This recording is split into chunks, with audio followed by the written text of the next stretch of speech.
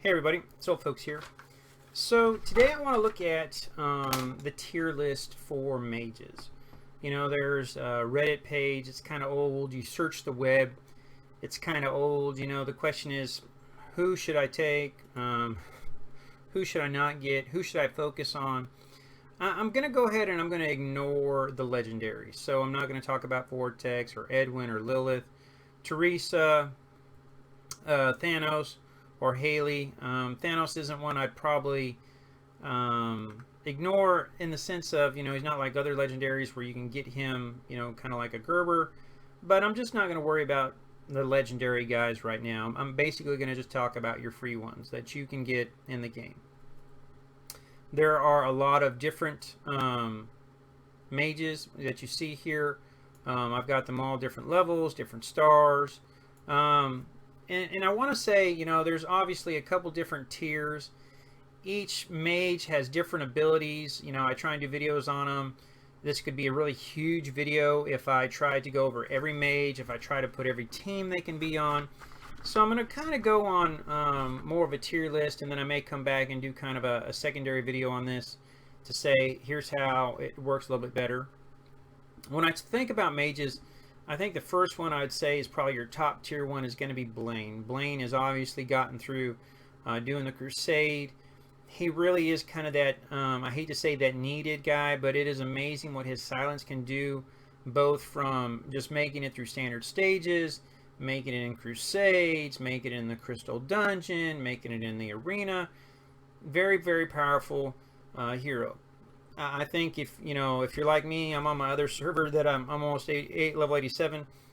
I went Mira, and now I'm like, shoot, I really need Blaine because there's certain things I can't pass without Blaine in a silence. So for me, Blaine's probably one of my top tiers.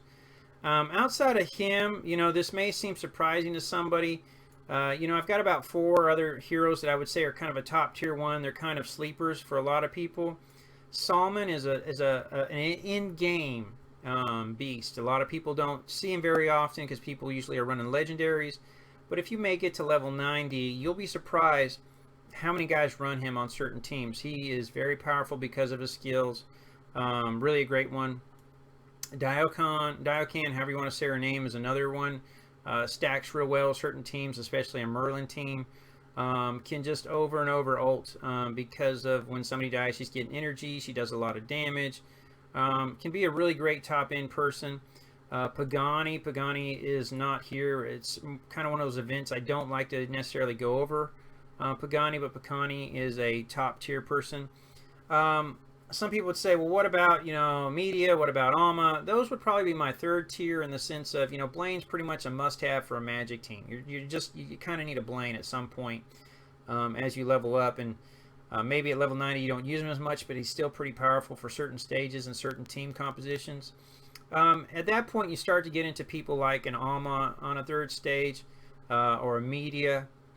I like Media. She does a great job, especially with now Emily and her awakened ability for her little pet that she uses. I forget what it's called here. I'm going to pull her up. I don't normally do this. Skills. The Bangling Bite. It buffs her Bangling. A lot of people didn't realize that.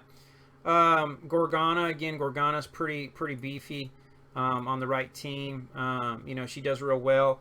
Those would probably be my third group.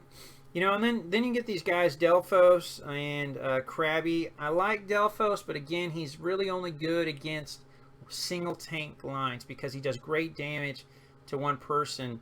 But when you start getting multiple people on the same line, it just drops off considerably. Likewise, Crabby. A lot of people like Crabby, but the computer is terrible with his ult. You know, it's one of those things where the computer could have hit 4 people, but it only hits 1, or it aims at some random mob that's all the way off the screen, and that's the only thing that gets hit.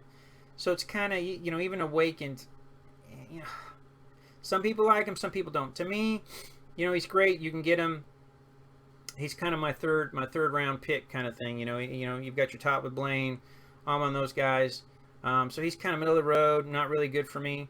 And then finally, I see guys like, or girls like Karna, Baggins, and Karas. You know, Karna really falls off. Her skill for hit points really just doesn't scale up well. After you get past that level 60, level 70, her damage just kind of drops off some. Not a huge fan of her. Baggins, his awakening, just doesn't go with his team composition. I think if they change something up to give this more of a magic decrease or something like that, he'd be a lot more useful. But you either love him or you hate him, and for me, I'm just not going to build for such a niche guy. And then Karras, again, Karras is one of those people, some people love him, but again, he's very team specific, and until you get that team and him fully built, he just kind of falls off. So in the freebie guys, again, Blaine, he's my top pick guy. Diokin, Salmon, Pagani, those are kind of my three, with an Alma kind of somewhere in there. Again, Amelia, Emily, and Gorgana would be my third rank kind of set of group people. Just because they work well, especially like a Media and a Blaine. It's a double silence kind of effect you can get going. Finally, you get that Crabby and that Delphos. A little bit more functionality, not as niche specific.